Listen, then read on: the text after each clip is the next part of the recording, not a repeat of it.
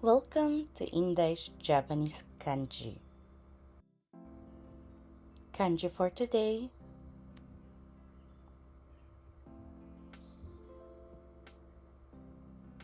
Level N3. はい。早くね。早く。Hi. So, punta po tayo sa extra learning po natin po sa kanji for today po. Ano po? 第3週7日目。第3週の7日目です。Depende po kasi sa version, magbabago po yung page. So, hindi ko po in-indicate yung page, kundi yung 第3週の7日目。Kung meron po dyan po may book po kaparehas po namin na Nihongo Somatome Entry Kanji, dito po tayo sa 第3週の7日目です。よろしくお願いします。はい。アマラさん、先ほどアマラさんだったので、tapos si Atchang. Si Anthony naman po kasi first time niya pong umangat. Anthony-san, maaari po kayo mag-unmute? Anthony-san. Ho, ho, ho, ho. アンパンマンはつぶあんで伝えなきゃ。ほ。Tubay. いないみたいですね。韓国私韓国人じゃないもん。じゃあ、桐原さんに戻りましょう。桐原さん、マイクのミュート解除できますか？はい。よろしくお願いします。はい、よろしくお願いします。はい。Ang basa po dito po ay, sa kanji pong ito ay, soda. Iku. Soda. 育つ。育そうです。育つ、育てる。So, maaari po siyang gamitin as 教育. Kanina po lumabas po sa quiz po natin po,教育. Ang ibig po sabihin ng 教育 is? Education. そうです。Pag sinabi pong 育つ, Paglaki. はい。Pag sinabi naman pong 育てる, Pagpapalaki. はい。Ingat po tayo. 育つ is paglaki. 育てる is pagpapalaki. Ano po? Wakarimashita. はい。では、次いきます。Ito po yung kanina lumabas din po to sa quiz po. Ano po? Ang pasa po sa kanya ay? Shu. At? Tani. 種ですね。種と種です。はい。14画でginagamit po siya as 種類。種類。Ano po ang 種類? Uri po. はい。Pag sinabi pong tane, Seeds. はい。Seeds. Yung uri po pwede rin pong klase po. Ano po? Uri sa Tagalog or klase po. Ano po? Hai. Seeds po siya. Buto ng pananim. Hai. Arigatou gozaimasu. Kirihara-san. Hai. Hai. So, naging okay na tayo. Magsisimula po tayo ulit kay Amara-san. Pababa na po. Straight na po. Amara-san, onegai shimasu. はい、先生。Ate Inday。ありがとう。はい。では、こちらの漢字、なんて読みますか？類。はい、類ですね。はい、18画で書類と使いますね。書類。Ano po ang 書類? Dokumento. ドキュメント。はい。分類は? Paghihiwalay ng kada uri. So, des, paghihiwalay ng kada uri. So, ginagamit po siya as, gomi o bunrui shite kudasai. Paghihiwa-hiwalayin mo ang uri ng basura.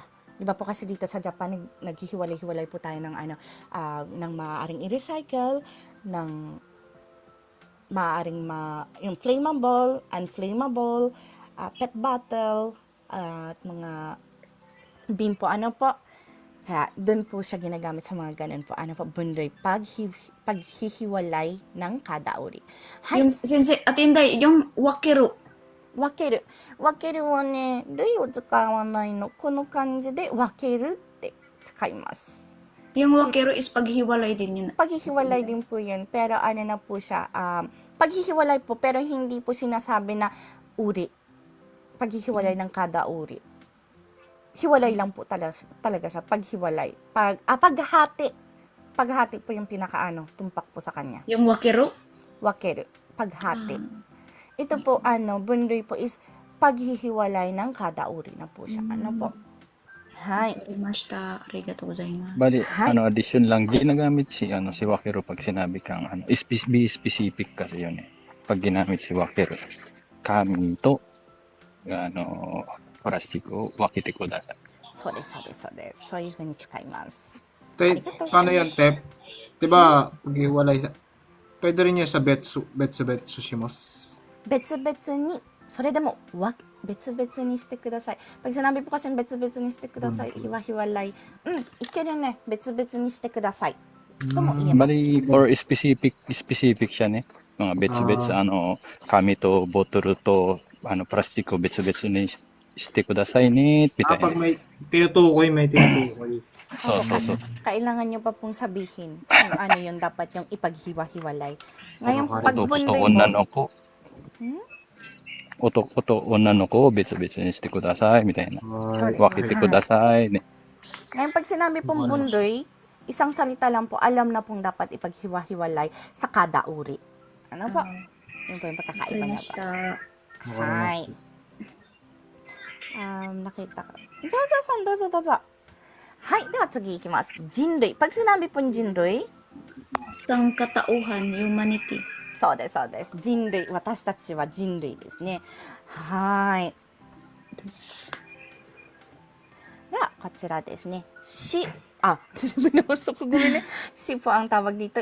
10 stroke. 10画ですね。Ginagamit po itong shi sa 教師。Ano po ang 教師? Guro. Guro or teacher po. Ano po? Pag sinabi pong kanggoshi, Nurse. Hi. Alam niyo po ba na dati po ang tawag po sa kanggoshi is kanggofu? Yung kaninang babae pong sinabi ko po na PUTA po yung meaning na babae. Dati po kanggofu kasi kumbaga parang alipin po sila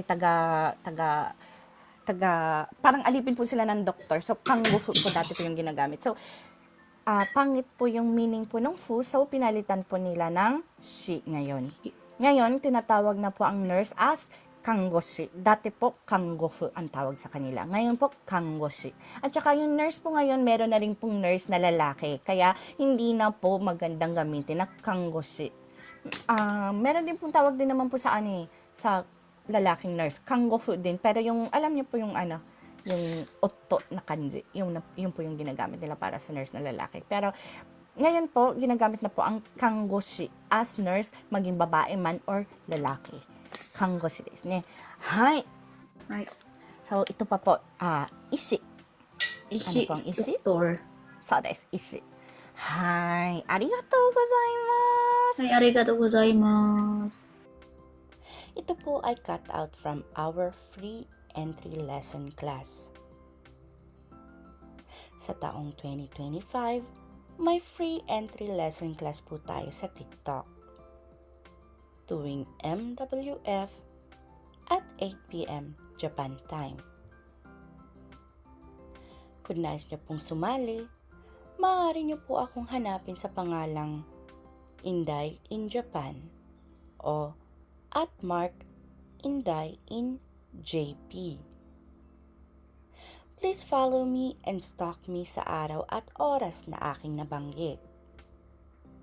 Thank you for watching and please continue supporting me, follow me, and share my videos for more contents. Maraming salamat po. Hanggang sa muli.